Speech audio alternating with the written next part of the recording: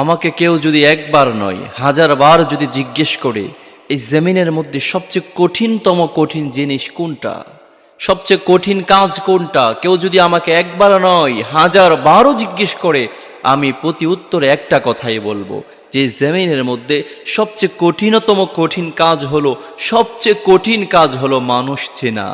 মানুষের চেহারা দেখলে আপনি মায়ায় পড়ে যাবেন, মনে হয় জান্নাত থেকে মানুষ মাত্র পালিয়ে এসেছে। তার চেহারা কত মায়াবী, তাকে দেখলে মনে হয় তার মতো বিশ্বস্ত মানুষ এই জমিনের মধ্যে আরেকটি নেই।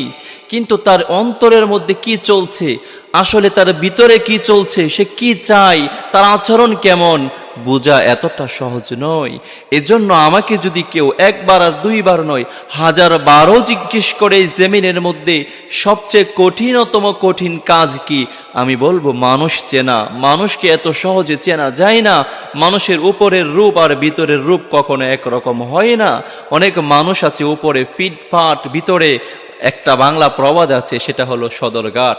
উপরে দেখতে অনেক সুন্দর কিন্তু ভিতরে পচে গলে শেষ হয়ে গিয়েছে। এজন্য বলি জমিনের মধ্যে মানুষ চিনতে শিখুন, জমিনের মধ্যে ভালো থাকতে পারবে।